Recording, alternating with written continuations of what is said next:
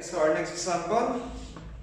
So a body consists of a hemisphere surmounted by a cone. The diameter of the cone and the hemisphere is equal to 2.5 meters. The slant height of the cone is equal to 4 meters. So determine the volume of the void. So basically, ang hinahanap natin dito na total volume is volume ng cone. So if we say hemisphere, so hemisphere kalahati ng sphere. That is the volume of the sphere divided by 2. So far, ang wala pa lang tayo ngayon is yung altitude ng cone. So wala tayong h. So kunin natin yung radius ng cone is the same as the radius of the sphere. So the radius of the cone, parallel din sa radius ng sphere is equal to, that is 2.5 divided by 2. So radius of the cone, radius of the sphere is equal to 1.25 meters. So kunin lang natin yung altitude h by Pythagorean theorem. So this is, okay, so we'll be having 4 squared is equal to, this is h squared plus yung radius ng sphere, radius ng cone is equal to 1.25 squared. So ano yung magiging altitude ng the altitude of the cone? So we have 4 squared minus 1.25 squared square root. So we have 3.79, okay, so pwede natin sabihin siguro na 3.8 meters. Okay, so ulitin ko lang, 4 squared minus 1.25 squared square root. So we say 3.8 meter. So compute natin yung volume. Okay, the volume is equal to, paano kumuha ng volume ng cone? That is 1/3 of the base area times the altitude plus volume ng sphere 4 pi over 3, the radius of the sphere cube, kaya lang hemisphere, divided by, that should be divided by 2. So we have the total volume is 1 over 3 pi, ano yung radius ng sphere, ng cone, that is 1.25 squared. Okay, this is the base area, altitude na nakuha natin is 3.8 meters. Okay, plus the volume of the sphere, this is 4 pi over 3. The radius of the sphere is equal to 1.25 cube. Pero again, hemisphere divided by 2. Kalahati lang. So we having the total volume. So this is the total volume.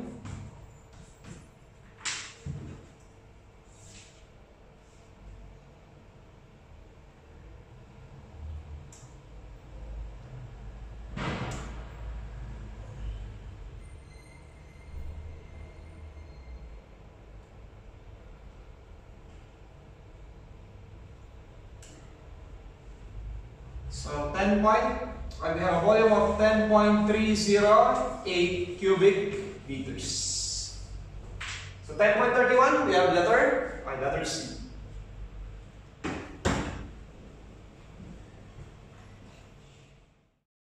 And so next example, so plane geometry. So a dog is tied to a corner of a 30 feet by 35 feet building.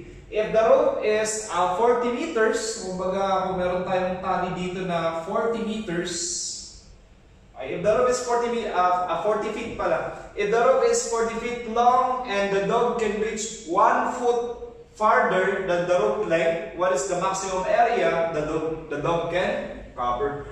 So, kumbaga, we have a 40 feet long rope, tapos plus 1, magkakaroon tayo ng total, let's say total distance or total length, i-consider na 41 feet. So, mula dito sa 41 feet na to, gagawa lang tayo ng mga circles.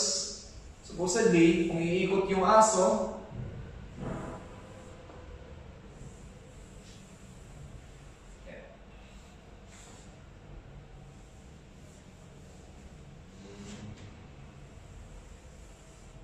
so ito yung area niya na maka-cover. So if this is 41, 30 ito, meron tayong excess na 11 dito, tapos mag-rotate pa yan. So another quarter circle.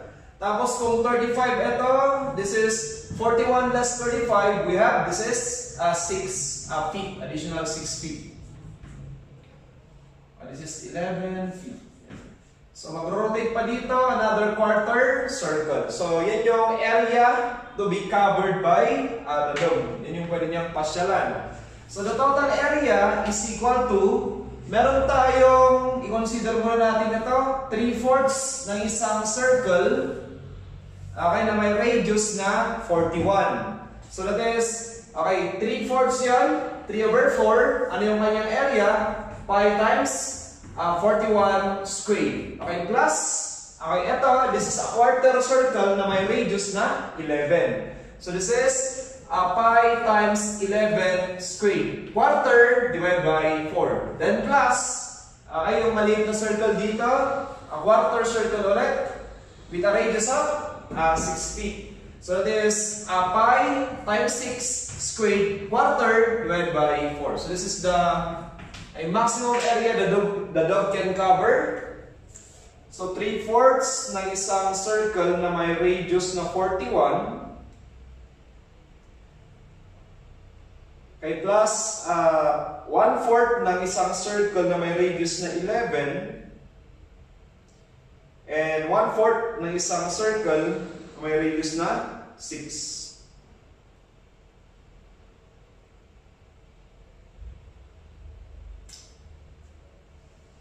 So we have a total area of 4,084.07 square feet.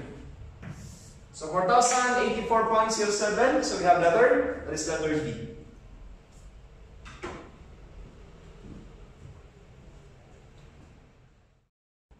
Okay, so next example, this is a trapezoid. So an isosceles trapezoid ABCD will have two diagonals. We have diagonal AC and diagonal BD. So the equivalent, if it is provided that AC is equal to 5x plus 13 and BD is equal to 11x minus 5, determine the correct value of x. So if we say we have an isosceles trapezoid, so this side is equal to this side, and the same way, the diagonals are equal. So equal lang yung kanyang mga diagonal. So diagonal AC is basically equal to diagonal BD. It's the same as 5x plus, and we have this is 5x plus 13, that is AC should be equal to BD, the 11x minus 5. So we're having 5x minus 11x is negative 6x will be equal to negative 5. Negative 5 minus 13 will be negative 18. So divided by negative 6. So we'll be having the value of x as positive 3. So that will be our answer. Letter B.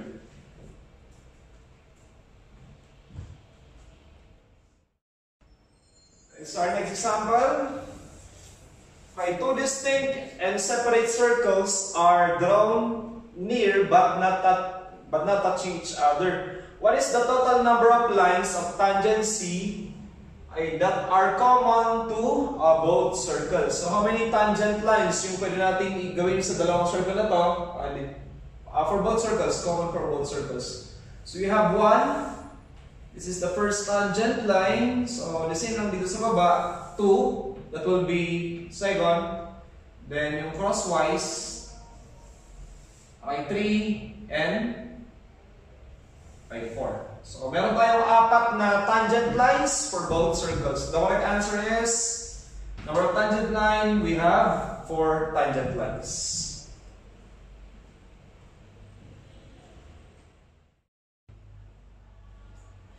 We proceed to a prismatoid. So, a solid has a circular base of radius 20 centimeters. So find the volume of the solid if every plane section perpendicular to a fixed diameter is an equilateral triangle. Kumbaga, let's say this is the circular base. So pag top view, ito yun, this is a circle with a radius 20 centimeters. So you have to place perpendicular plane figures perpendicular to the base, which is, sabi niya, equilateral triangles. So that will be, ano yung magiging base ng equilateral triangle na to? What will be the dimension? So ito yun, that is the same as ay 20 centimeters. So this is 20 cm, 20 pala yung radius, yung kalahati. So if this is 20, one dimension of the triangle will be 40. So this is a 40 centimeter equilateral triangle. So alam natin that the interior angle is equal to 60 degrees. So siya yung magbibigay ng area M natin. So this will be the area M. So kung meron tayong triangle dito, series of triangles na papaliit hanggang dito, that will be our area 1, which is 0. So from triangle dun sa gitna habang mapunta dito sa point na to, so papalit yung triangle na yan, so magiging point lang siya. Area 2 will be equal to 0. So this is our L. That's the same as 40, and ito yung magbibigay ng area M. So what is the volume of a prismatoid? The volume is equal to L over 6 divided by area 1 plus 4 area mean plus area 2. So dapat lang na yung L is the distance between area 1 and area 2. So again, they are 0 since they are just points. Yung maliit na triangle dito sa given. So what will be the equivalent of the volume? The volume is equal to L, that is the same as 40 centimeters divided by 6. Multiplied by area 1 is 0 plus 4. What is the area of this triangle? That is 1/2 40, yung 1/2 AB sin theta, 1/2 40 times 40 squared sine of 60 degrees ay plus 0, area 2. So we're having a volume equal to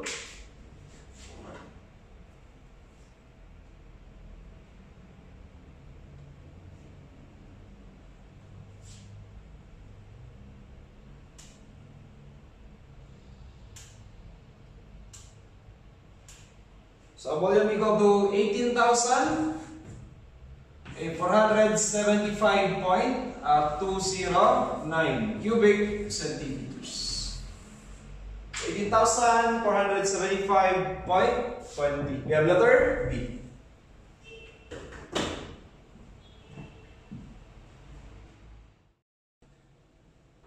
So our next example is I compute the diagonals or compute the number of diagonals of a chiliagon. So pag sinabi natin chiliagon,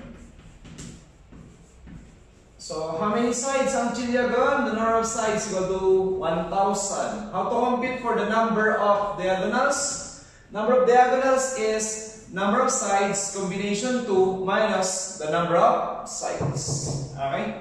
So this is the same as 1,000 combination 2 minus 1,000. This will be the number of diagonals. Unin natin. This is 1,000. That is shift. Asan yung combination? The division sign. So 1,000 combination 2 minus 1,000 is equal to, we have 498,500. 198,500, we have letter, that is letter A.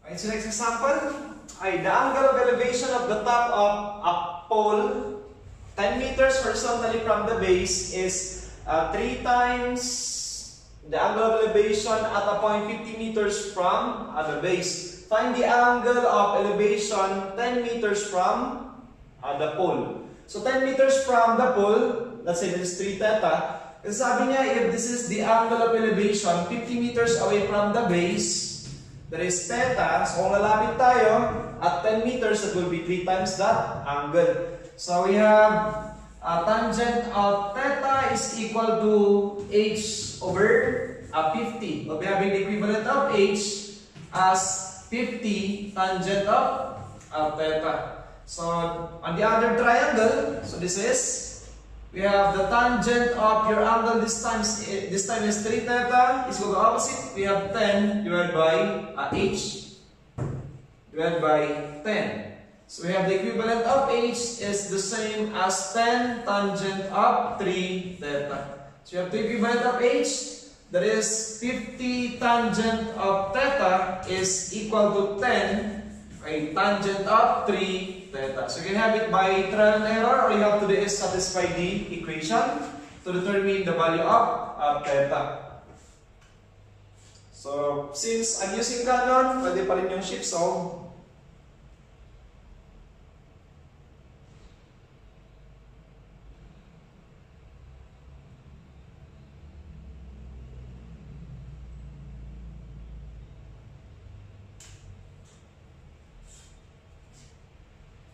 Kaya lang, check lang natin kung gaano siya katagal.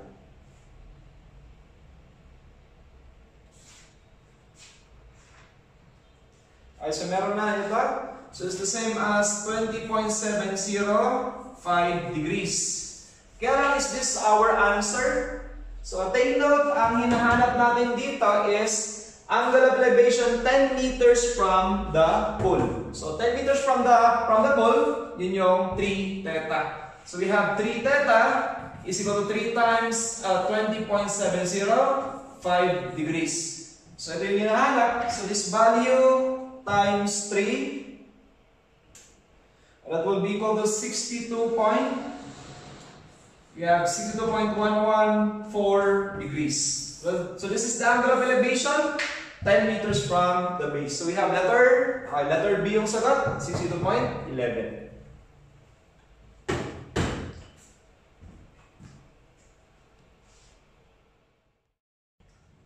Try natin yung example na to. So, the sides of a triangle measure 103, 131, and 140 centimeters. So, determine the radius of the smallest ascribed circle. So, pag sinabi natin ascribe, ito yung circle na tangent sa isang side ng isang triangle. Tapos, kung, yan. So, tangent siya sa one side ng triangle. So, how to compute for the area of a triangle with an ascribed circle? The area of the triangle is equal to the radius of the circle, say if it is tangent on side A, multiplied by the semi-perimeter minus side A. So kung saan siya tangent, yun yung gagamitin natin. Okay? So kunin muna natin yung area ng triangle or yung semi-perimeter, that is equal to 103 plus 131 plus 140 divided by 2. So what is the semi-perimeter of this triangle?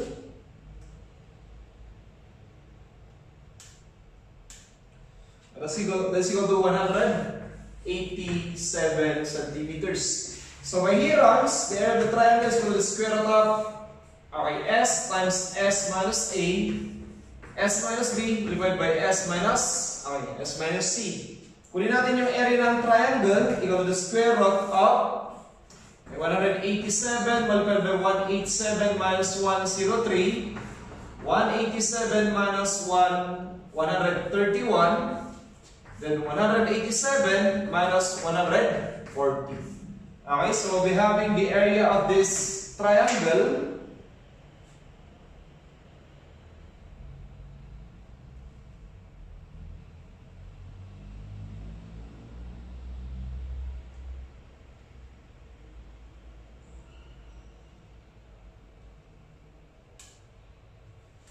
So we're having 6,129.888 square centimeters. So input natin dito.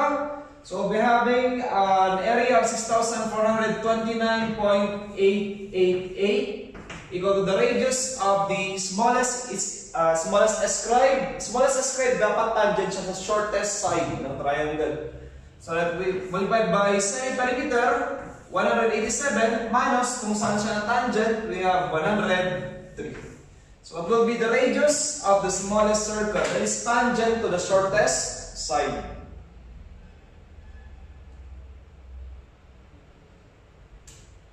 So we're having a radius of 76.546 centimeters. 76.55, we have letter B.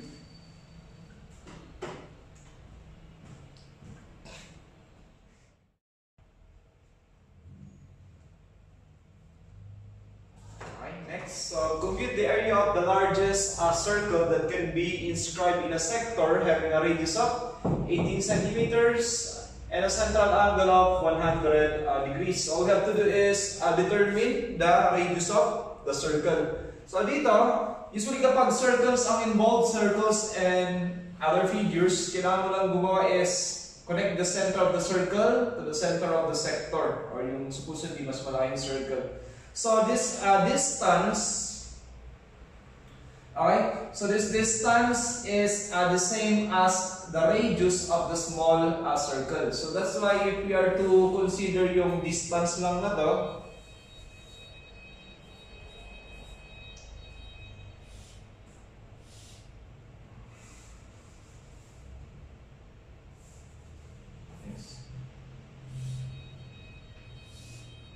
okay, so if you're just consider this distance, that is the same, okay, this distance is the same as the radius, which is the same as 18 minus, so we have 18, kung hanggang dito lang, 18 minus the radius of the small circle. So drawing a radius towards this point of tangency, this is perpendicular. Okay, or that's the same as 90 degrees. So makakita rin yung angle dito, this will be the same as theta over 2. We'll be having a triangle na parang ganito yung dimension. Okay, so this is the radius of the small circle. This is the same as 18 minus r. Ito, kalahati ng central angle na 100 degrees. Okay, this will be 50 degrees. This is a right angle. So we can use the function of sine. Sine of 50 degrees is equal to opposite. We have the radius of the small circle. Hypotenuse natin yung 18 minus the radius. So we are to compute for this radius of the small circle. So sine of 50 degrees equal to the radius divided by 18 minus the radius.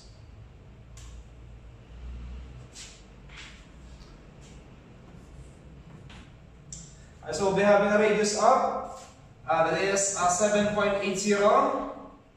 8 is this centimeters here? Centimeters. So the area of the circle is equal to pi, and you know what we done in radius, 7.808 squared. So we'll be having the area of the circle, so equal to 7.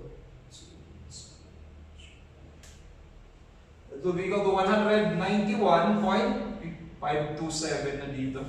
191.527 square centimeters. So the ground up ako dito, possible. That is because yan, dahil surroundings. So, pero pinakamalapit na si letter A, 191.51 square.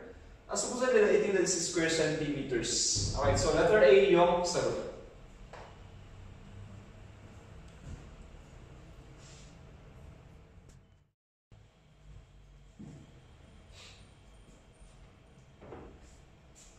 So yung next, the diagonals of a rhombus measure 32 centimeters and 40 centimeters. How far is the intersection of the diagonals from the sides? So ito yung longer diagonal, ay 40. Ito naman yung shorter, 32.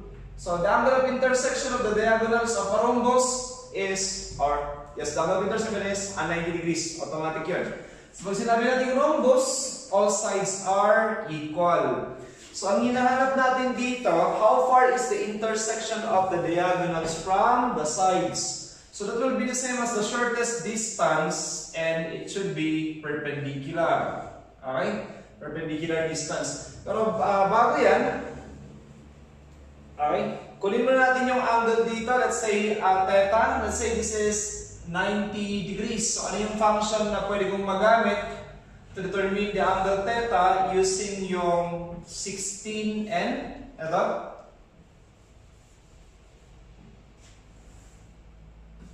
Using 16 and 20. They are 90 degrees. So that is tangent. Tangent of theta is equal to 16 divided by 20. So yung theta na to is equal to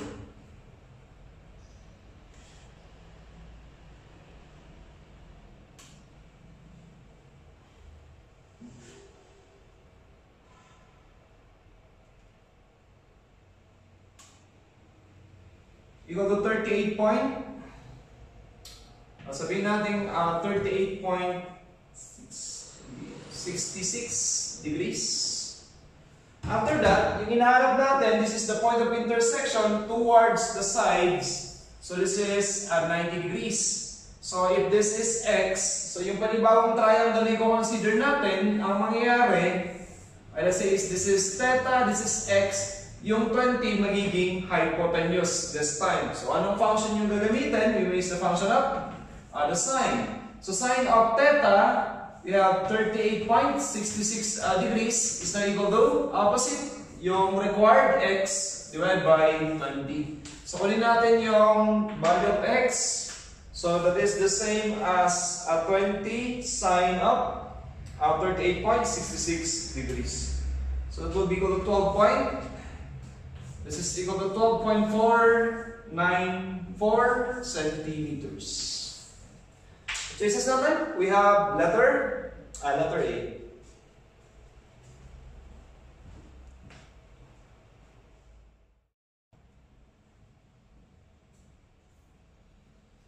So our next example, so two squares, each 12 centimeters on sides, overlap each other such that the overlapping area is a regular octagon. Compute the area of the octagon. So parang ganito yung appearance ng dalawang square na mag-overlap.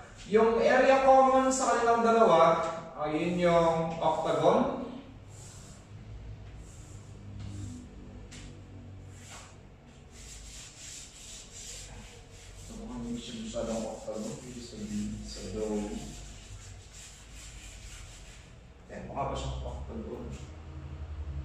This will be supposedly the area of the octagon. All we have to do, pwede naman natin makuha, the area of the octagon is equal to area of the square ay minus 4 area ng triangle. Okay? So di ba, yung area ng square na to, kung tatagalin na natin yung mga hindi na kailangan na parts.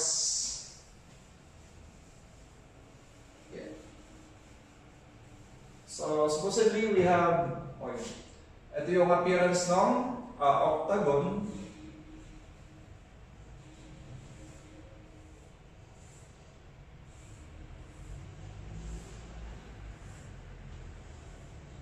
Ayan. So, ang gagawin lang natin dyan is area ng square minus the area of 4 triangles. So, let's say this is 12 centimeters, yun yung dimension ng square. This is 12 cm.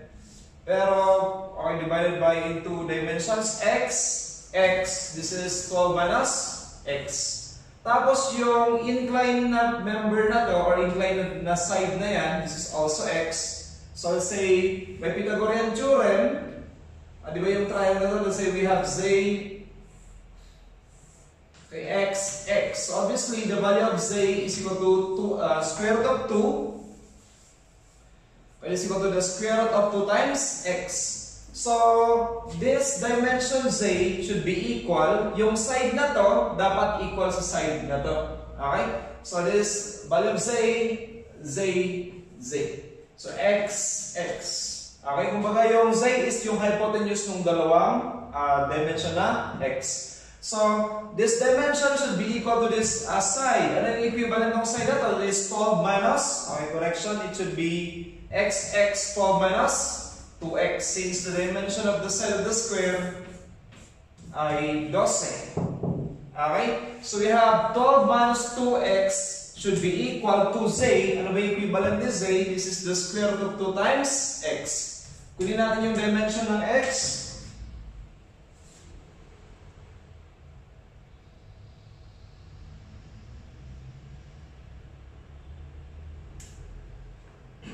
It will be equal to 3.5147 centimeters. Okay. So, kunin natin yung area ng octagon. Okay? So, we have the area of the octagon is na equal to yung area ng square. Yung area ng square natin is 12 by 12. This is 12 centimeters divided by 12 centimeters minus 4 apat na triangles. So, right triangle yung mga yan, 45 degrees. Okay? That is 1/2. That is 1/2 of x, okay, 3.5147 times 3.5147. Okay, so we'll be having the area of the octagon. So this is 144 minus 4 times 0.5 of, or 1/2 of 3.5147 5,147 by 3.5147.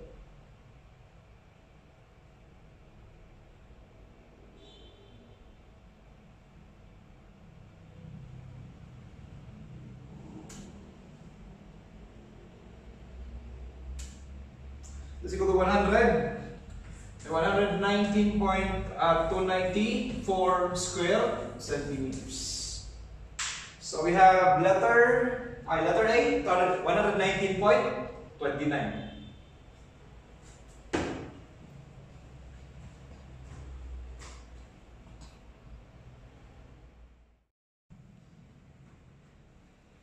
Okay, so this is geometry pa rin. So determine the radius of a circle circumscribed about triangle ABC with side B 30 centimeters and angle B is equal to 50 degrees. Okay, i-recall nyo lang yung peripheral angle theorem. Okay, so kung naalala nyo na, for example, ito si alpha is 50 degrees.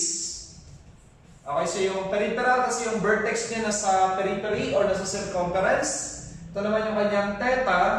So theta is equal to twice of alpha as long as they are subtending equal arc. So twice equal to 50 times 2. This is twice 50 degrees. So yung central angle niyan is 100 degrees. Pero kung hahatiin mo ulit ito, ay kung hahatiin mo ulit yan, so ang mangyayari, mahahati rin si 30, magiging 15. 15. So ito, magiging 50 degrees. The same dito, 50 degrees. So kung mabalikan mo yung triangle na to, this is already the radius of the circle. Magkakaroon ka ng triangle dyan na may dimension. This is the radius. 90 degrees yan. 15 centimeters ito, yung kalahati ng side B na 30. Okay, so this is the same as 50 degrees. So, ang mangyari, sine. So, the sine of 50 degrees is equal to 15 divided by the radius. So, makuha natin yung radius, equal to, since yun yung required, so determine the radius. So, 15 divided by sine of 50 degrees. So, we'll be having 19.581 centimeters. So, 19.58, we have letter A.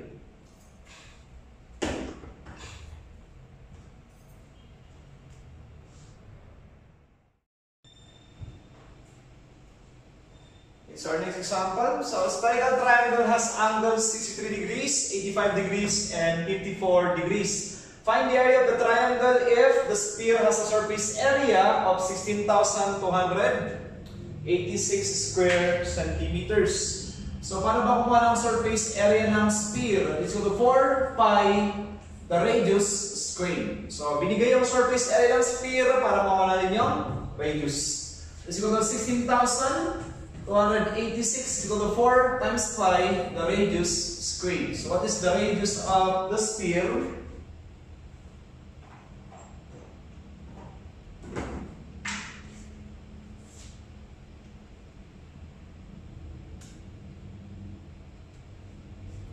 So approximately equal to 36 centimeters. So paano ba kumuha ng area ng spherical triangle? So the area of this spherical triangle is equal to pi the radius squared spherical excess divided by 180 degrees. So how to compute for the spherical excess? So E sub S spherical excess equal to angle A plus angle B plus angle C minus n minus 2 times 180 degrees. So, how many sides kapag spherical triangle? N is equal to 3. So, we'll be having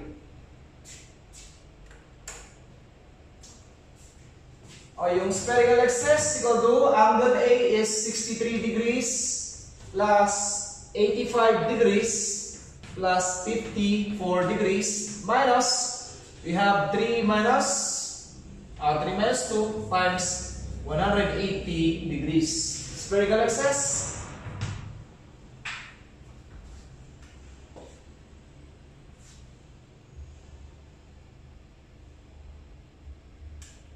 So So we're having a spherical axis equal to 22 degrees. So area of the spherical triangle is equal to pi.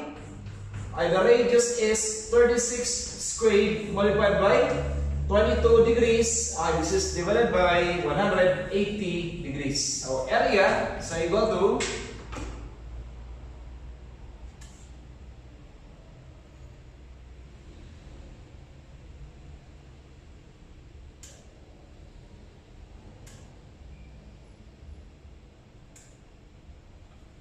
So we have an area equal to 497.628 square centimeters. Let us check kung nasa choices. 497.6, we have letter D.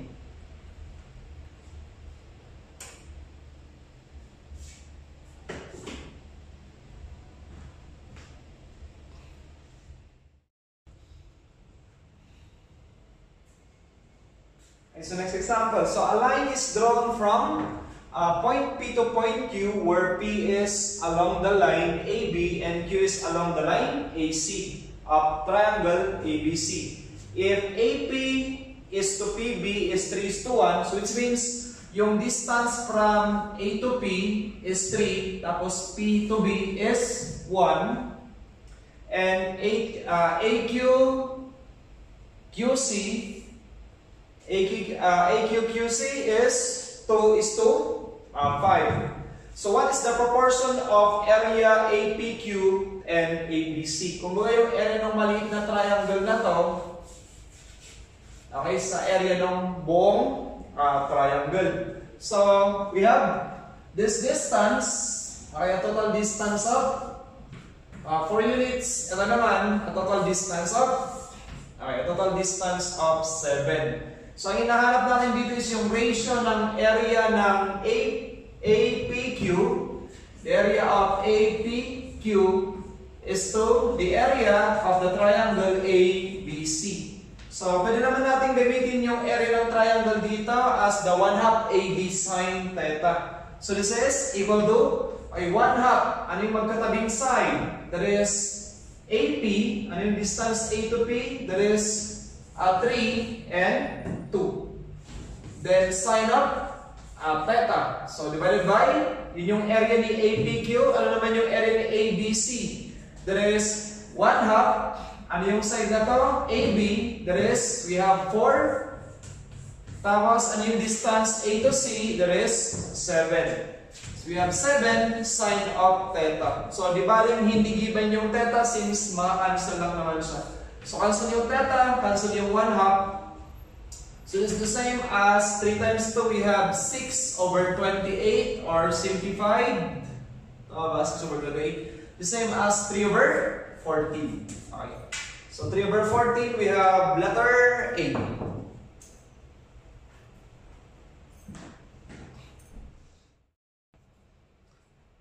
Okay, next example. So a loudspeaker diaphragm is in the form of Frostoma Bay cone. The end diameters measure to the 8 and 6. And vertical distance is 30 centimeters. So calculate the lateral area. So kailangan lang muna natin dito, if we are computing for lateral area, kailangan natin ng slant height. So i-project natin yung 6 centimeters na to sa baba. So if this is 6, ano yung remaining dimension sa side? So 28 minus 6 is 22, divided by 2 is 11. 11 magkabilaan. So 11 plus 11, 22 plus 6 is 28. So meron tayong triangle dito.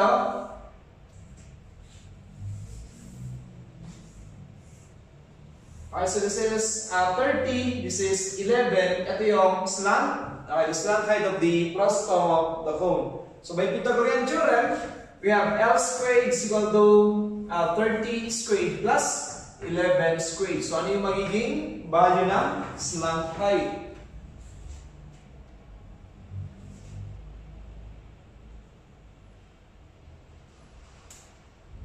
So we having a slant height equal to 31.5 ay 953 centimeters. So, paano ba kumuha ng lateral area ng frustum of a cone? So, kapag cone lang, yung lateral area niya is equal to pi RL. Pero frustum, pag frustum of a cone, the lateral area is equal to pi, yung radius na maliit plus yung radius na malaki times the slant height. Okay? So, kailangan natin, so ano yung radius natin na maliit dito? We have 3. Yung radius naman na malaki dito will be 14. Okay? So, we're having the lateral areas na equal to pi. The radius of the small is 3. Plus dito, sa baba, we have 14. The slant height is equal to 31.9. We have 31.953 centimeters. So, computing for the lateral area of the cone,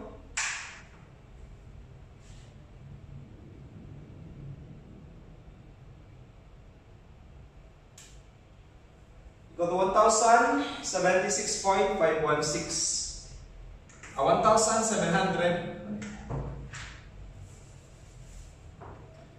1,706.516 square centimeters. Yeah. So, choices natin, 1,706, 1,706.52, letter C.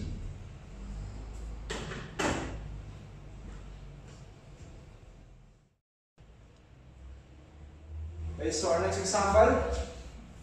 Yeah. So a rectangular block of alloy has the following dimension: 4.3 by 7.2 by 12.4.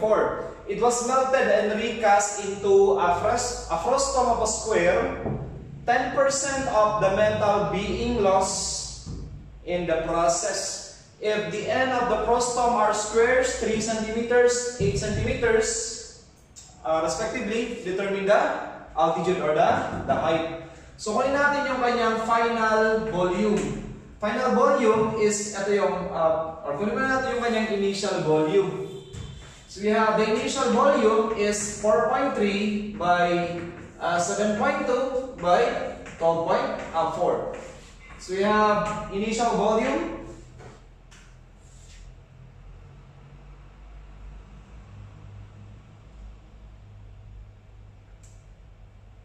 So, initial volume niya is equal to 383.904 cubic centimeters. So, yung final volume natin is, okay, magbabawas tayo ng 10%.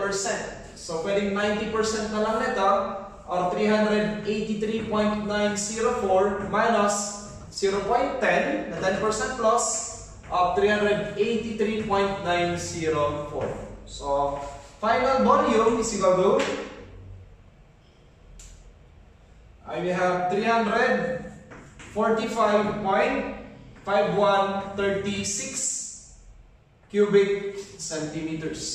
So, paano ba kumuha ng volume ng frustum? That is the same as h over 3. We have the small base area plus the square root of larger base area, small base area plus the area of the larger base. So, yung small base natin dito, 3 by 3, that is 9 square centimeters. Larger base naman natin, that is equal to 8 times 8, we have 64 square centimeters. Okay? So, gamitin natin dito is yung final volume.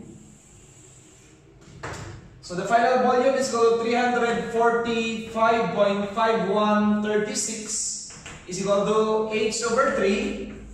I multiplied by 9 plus the square root of 64 by 9 centimeter, square centimeters plus 64. Okay, so makuha natin yung equivalent altitude.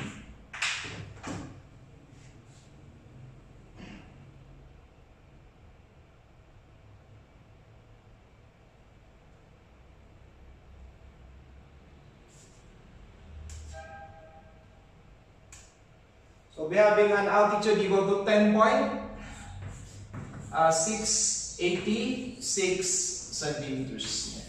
10.686 centimeters. Sa choices natin, we have 10.69, letter A.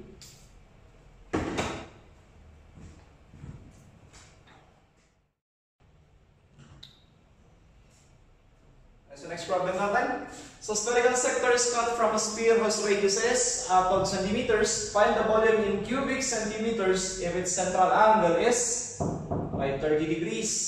So paano ba kumuha ng volume ng spherical sector? Kasama siya sa grupo ng tulisan or pointed solids. The 1/3 of the base area times height. Kaya lang yung area niya is the area of the zone. Equal to 2 pi, the radius of the sphere, height of the zone. So kailangan lang natin na to.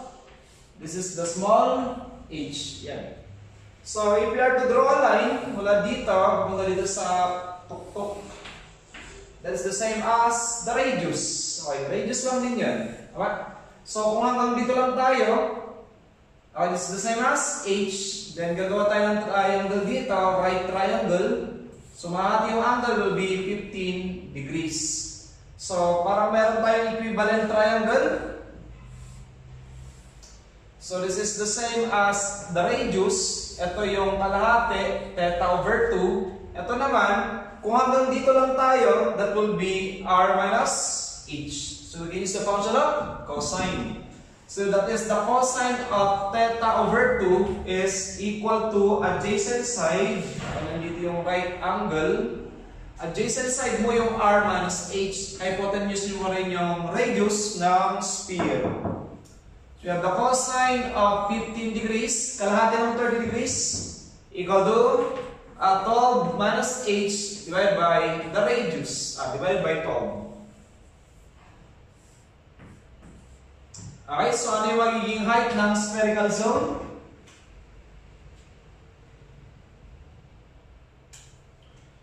Medyo maliit lang siya. We have 0.409 centimeters. Centimeters ba ito? Okay. So we'll be having the volume. Okay, the volume is equal to 1 over 3. Ano yung area ng zone? 2 pi. The radius is 12. Okay, 12. Tapos height is 0.409. Okay. Yun. 1/3 area, h. Ano equivalent ng altitude ng spherical cone? That is the same as the radius. So pareho lang yung sa radius. Times 12.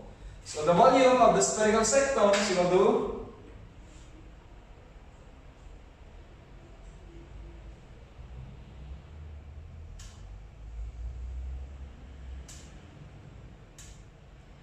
123.351 cubic centimeters. Kaya lang dito 123.32 lang. So letter D tayo. Kaya minsan yung formula pala nito, kung simplify mo, the same as ito, 2 over 3. Yeah. So 2 over 3 of pi, the radius squared times h. Yeah. So the same lang kung simplify natin. Okay?